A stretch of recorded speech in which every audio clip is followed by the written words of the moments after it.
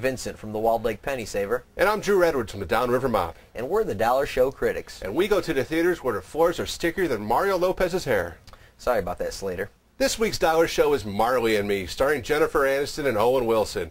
They both play writers down in Florida, with Jennifer Aniston being a feature writer and Owen Wilson doing the smaller type stuff, you know, like with methane leaks and stuff like that. Owen Wilson goes on the beach one day and starts talking to his friend, and they're talking about life and this and that, which is where the dog comes into play. Owen Wilson decides to surprise her by going out to the puppy farm and getting a new puppy, which of course she falls in love with. And of course, you can't train this puppy. This is the puppy from hell. He'll eat anything, digest anything, and of course, there's a little something about a mango tree that happens a little bit into the movie.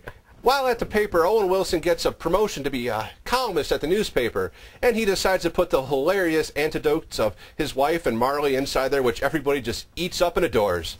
They eventually do start a family. It could have been a litter. And of course, Marley plays a big part of that family. Everybody loves him. He's still mischievous as hell, but still they all love him, can't get rid of him. But they do go through their little spats of where he eats this, lays a load down here, pisses over there, might do this, might do that. But it's still a pretty good movie. Yeah, Drew, you know, I was surprised to find I actually liked this movie a little more than I thought I would going in. This is one of those movies, yes, it's sappy, I mean, some of the family things, you know, but it was real, you know. I mean, the dog, there's no sensational things that happen with the dog, although there is an incident with Kathleen Turner playing a dog trainer that's pretty funny, huh? V.I. Wachowski. But overall, like I said, I was affected by the movie at the end. I got to admit, I felt a little teary. I mean, I didn't actually cry, but it affected me. You know, we've all had that pet that you love, and it might be a bad dog sometimes, but you grow old with it, and then when it's time for you to make that decision, you know, do we, you know, all I'll say is, you know, bring the tissues, because I heard more sniffles at the end of this thing since that one Christmas Eve when my whole family got the flu all at once. Yeah, I had a lump in my throat, too. I thought it was just by phlegm, and it was. And if there were an Academy Award for animal performances, I think the dog that played Old Marley deserves at least a nomination, because he was really good in the part. But what would you say? It was Marley and Me. I mean, is this movie worth $1? I'd say it's sort of worth $1. I mean, there are good points about it. Jennifer Aniston's nipples do show up more than once, and she is on all fours at one point as well, which makes it a little bit more enjoyable for me. It's a family movie, though. We should mention there's nothing objectionable in this movie. The kids will like it. Like I said, you will be saddened by it. But I agree with you. I'm going to say this is sort of worth $1. I mean, if you're a fan of these kind of movies, if you like these kind of family movies with families and dogs, Jennifer Aniston, if you like those kind of movies, you're probably not going to be disappointed. Two sortas for Marley and Me.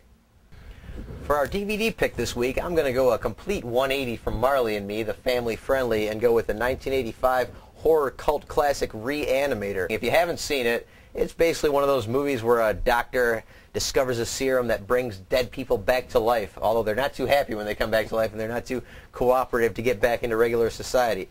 But the real hook of this movie is just his outrageous over-the-topishness all the way through. Over-the-topishness? Is that a word? Anyway, if there was such a word, it would apply to Re-Animator. I mean, this thing was released unrated in 1985. There are guts flying at the screen, decapitations, bone saws, brains, you name it. Not to mention the lovely Barbara Crampton, who plays the love interest in this, who is, you know, in one of the most unforgettable scenes ever in a movie, horror or not. So I'm going to say, if you like horror movies or just, you know, any kind of adventurous movies in general, check this one out. Re-Animator, rent it. Anybody who kind of doesn't like to be offended easily, you might as well go see Marley and Me. You'd be better off. Yeah, this movie wasn't too bad. It's a little different than what I really expected from it, but what was I expecting? It's a sci-fi movie, but still, it did have the gratuitous blood and guts. It did have a couple breasts in it, too, which wasn't too bad. It made the movie a little bit more enjoyable. Always. The morgue security attendant. This is the kind of movie where the guy who guards the morgue smokes cigars and reads Boudoir magazine. Yeah, he seemed like he was having a good time. And he never seems to be there when any of the shenanigans are going on in the morgue, which, by the way, there's more things going on in the morgue at this medical school than, I mean, don't go there. There is in the lobby. You're probably going to end up dead or a zombie or both. No, the best part I saw is that when the one guy got reanimated and his large intestine came out and went around a guy like a snake. David Gale gives a juicy performance, we'll say, as the bad head doctor of the school whose head winds up doing some very unpleasant things, we'll just say. Yeah, they seem pleasant for him. He was enjoying it. I'm sure he had a good time making this movie, and you'll have a good time watching it, too. And we'll be back next week with another Dollar Show and another DVD pick. Until then, we're the Dollar Show Critics, and we'll see ya. So yeah, I mean, what do you think about Re-Animator the second? I know you saw it years ago. Just a crazy movie. They went balls on it and everything, it seemed like. They did. What I like is the fact that they didn't